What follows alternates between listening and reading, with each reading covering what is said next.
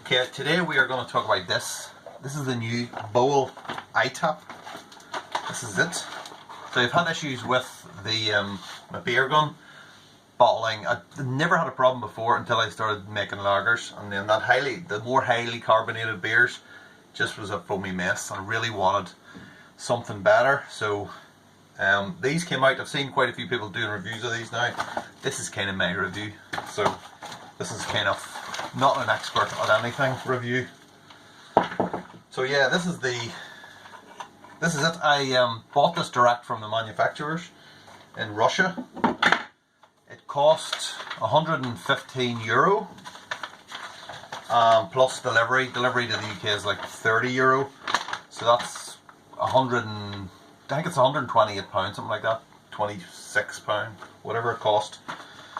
So that's not too bad. That's expensive, like, but I mean, considering the people in the UK were charging like £115 just for that, not including delivery. And then the difference is that with this, there should be two adapters here. One is for crown caps and one is for the kind of plastic PET bottles, that type of thing. So we've got both of them plus the actual tap itself for pretty much the same price as the UK retailers are selling it for. It took 3 weeks to get here, and there was no kind of taxes or anything on top. I was kind of wondering whether there was going to be anything, a little note with the delivery saying you owe us such and such for importing this into the UK, but no. So I suppose I should let you see before I start opening all this stuff. So you got obviously the top itself there.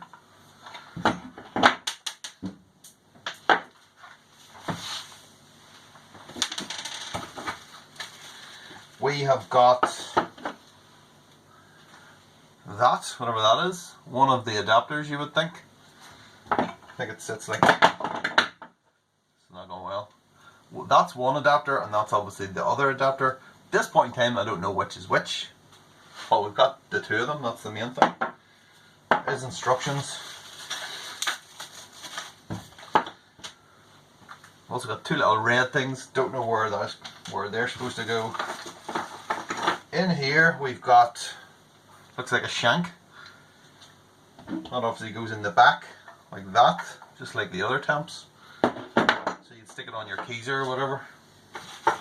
Not really sure where this is going yet. And then in the bag we've got a lot of little barbs and stuff. There's one, there's another barb, there's a third barb, and then the rest is just kind of little rubber bungs, washers. Looks like we've got spurs as well. And then I think that's a repair kit as well. There's a free repair kit came in with us. I don't know if you get that with the UK suppliers or what, but. And that is it, and these are our instructions. So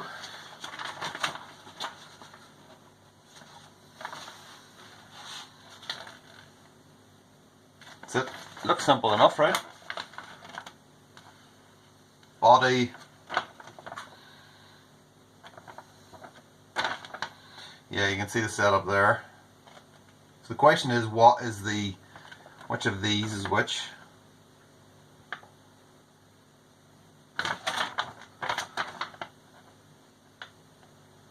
Okay, there's a kind of exploded view as well. So it's looking like they're pretty good instructions. So I'm going to get this set up and then we'll see how it reacts in a real world situation. Okay, we've just put it together then. So this is the tap.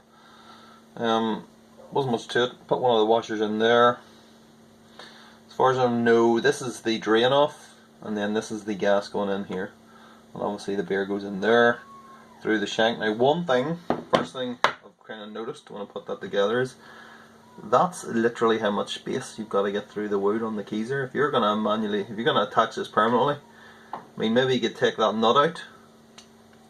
Don't know if that would help, but even still, that is not a lot of room on the end of that to get through wood, so you probably need to make a hole in the other side, bore it out somehow.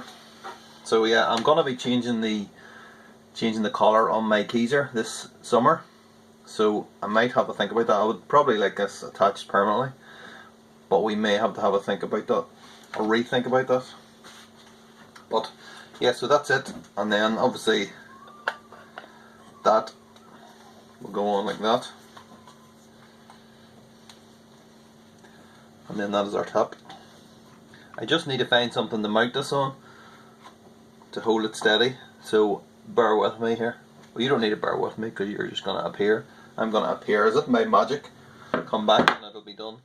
Okay, so I've drilled a hole through this bit of wood. You can see there how much I've had to sink that in, that nut, in order for this to fit on properly.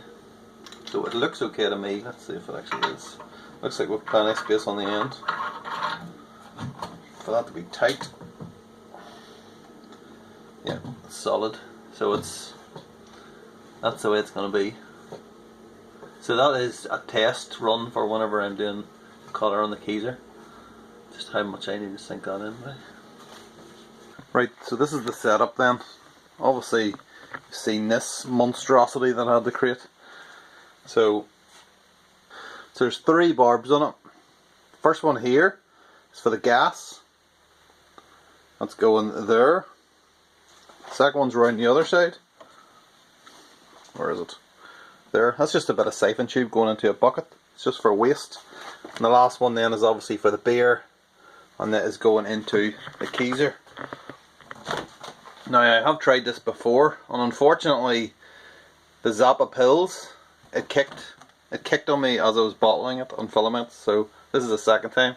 So this time we're going for a session NEPA. Now it doesn't say anywhere in the instructions about the keg temperature, so it's the yellow one here, so you can see it's probably 12, 13, something like that PSA. And then obviously spaghetti junction inside, but that's how we're looking there.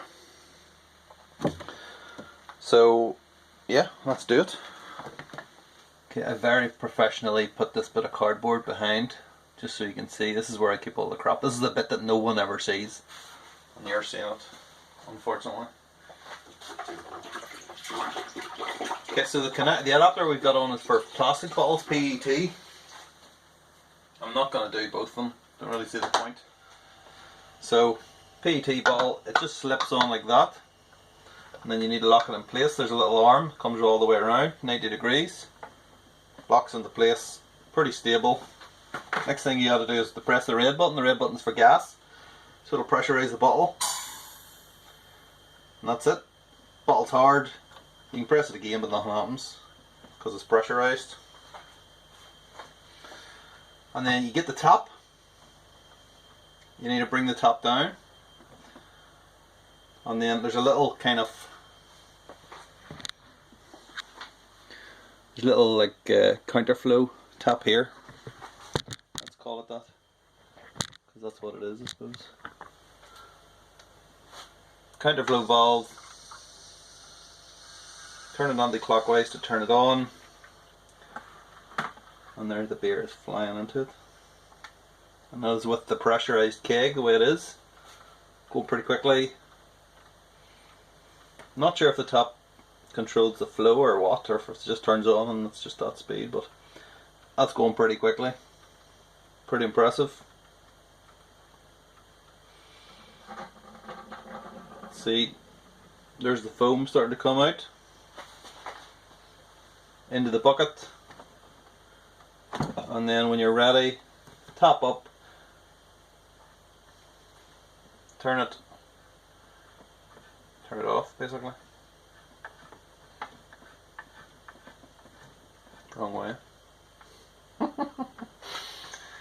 You can feel it. That's it up, loosen it, and get that lid on as soon as possible. And that is it. That is easy. That is pretty easy to me. Let's do another one, real time. No messing about.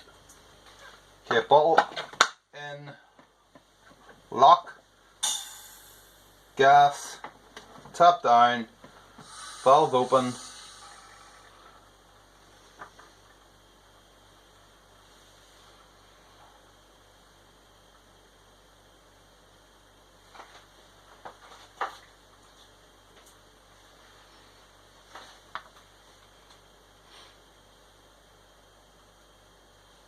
dripping there, but I think that's just star sand coming off that.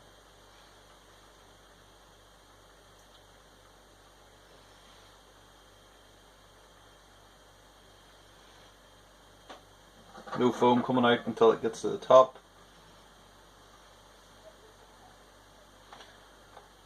Top up.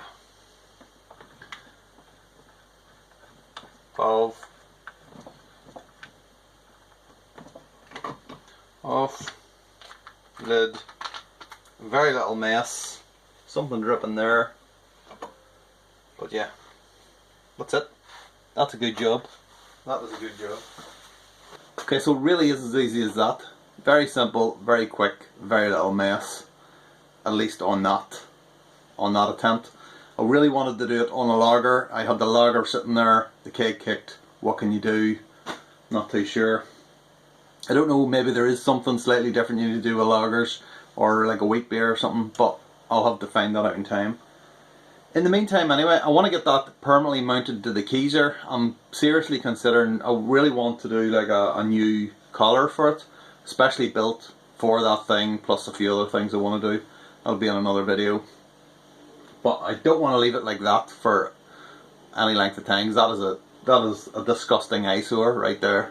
I do not want that. I do not want to look at that.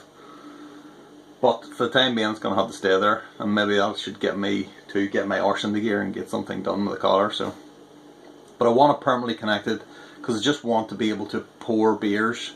Just basically have it permanently connected there. Quick release and all on it, so I can just move from keg to keg, and then just bottle off whatever I want for me or for someone else or for whatever reason. So that's why I want it. The main problem for me is mounting it, is that small kind of shank on it. If you can get them to give you a longer shank to begin with, half your problems could be solved.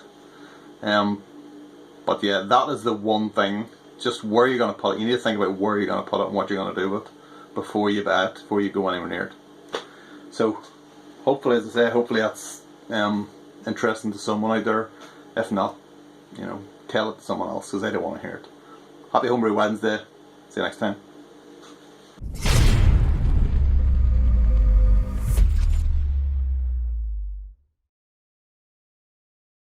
Okay, you're not going to believe this. The keg is kicked. The bloody keg is kicked there. I mean, you couldn't make it up. You couldn't make it up.